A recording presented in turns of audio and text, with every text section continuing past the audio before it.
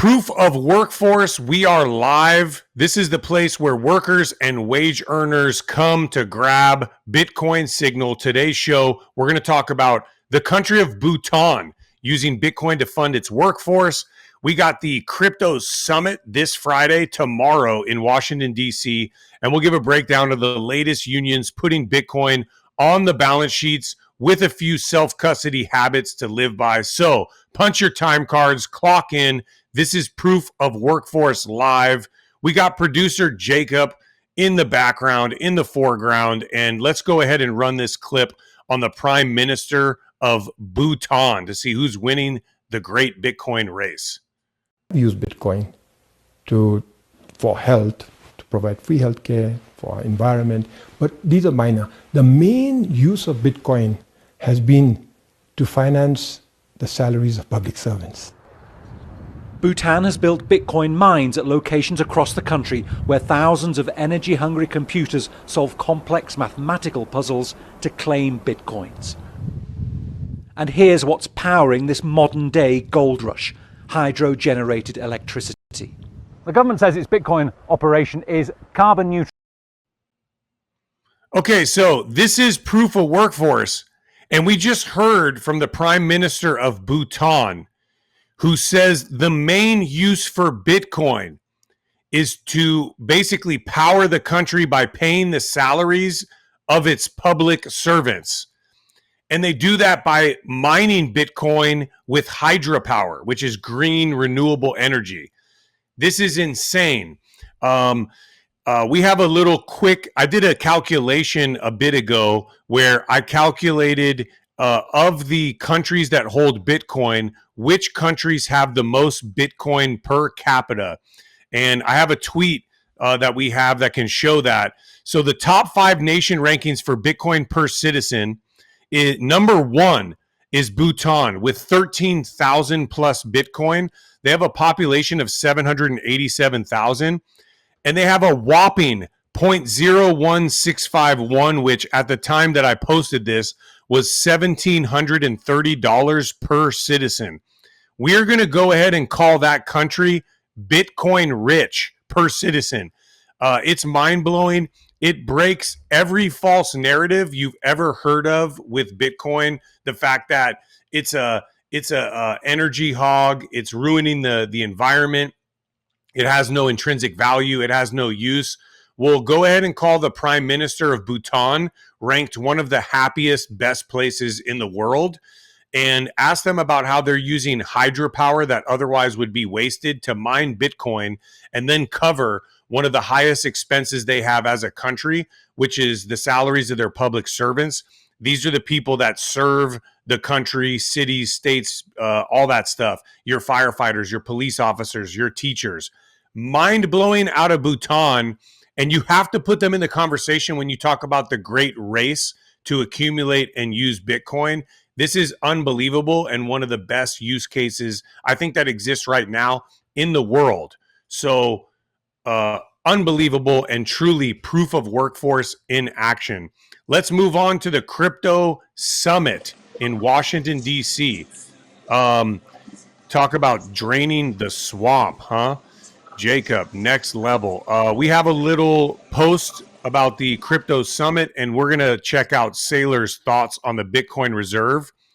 And we have set sail or Bitcoin reserve. You get it? You guys get it? Set sail or Bitcoin reserve. Thank you. Thank you. Let's go ahead and run the clip, Jacob. To purchase Bitcoin, right? So as the government purchases these Bitcoin and other tokens, what is that going to do to the price? I mean, supply goes down, the price goes up? Well, the most responsible thing would be to go slow and steady and deliberate with clear telegraphing and transparency, so that the real key about Bitcoin is for people to understand that it's digital property. It's a savings account that empowers every single American to save their wealth and preserve it over time.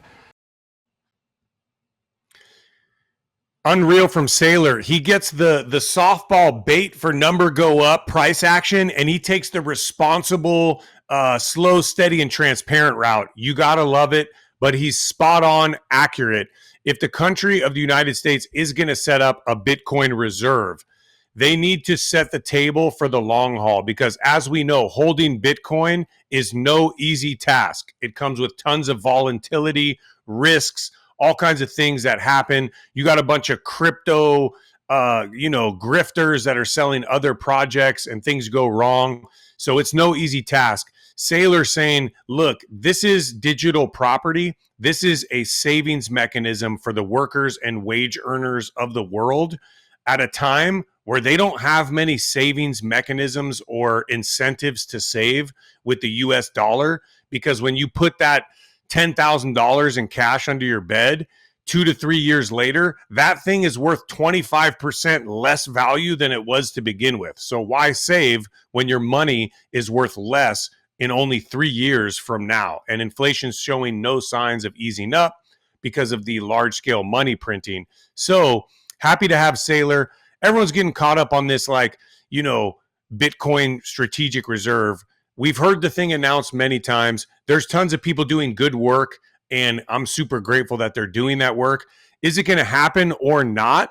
You have to look at the constitutional powers of the president, what he can or can't do. Maybe something will be announced. I don't know. Here's the best indicator for whether we get a reserve. This is a coin. And Jacob, heads or tails on this? Let's go tails. Jacob calls tails. And it's heads. As you can see, it's heads. So no Bitcoin reserve, it seems like, this Friday. And that's just what the coin says. I mean, I don't know. Listen to the coin. The coin says no reserve.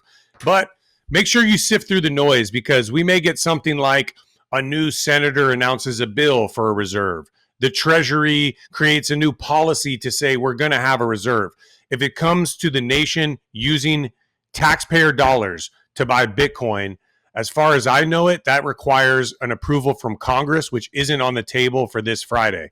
But like I said, tons of good people doing incredible work. There's a lot of crypto folks out there this Friday that are going to be doing and talking about who knows what. Again, let's just focus on Bitcoin. And remember, regardless of this Friday, this is a conversation for what's going to happen in America with Bitcoin. And it sounds like there's a lot of good things that could happen, whether an announcement of progress made on the reserve, potentially some kind of elimination of long-term taxes for long-term holds of Bitcoin. But at the end of the day, the future of Bitcoin will not be determined at this meeting Friday.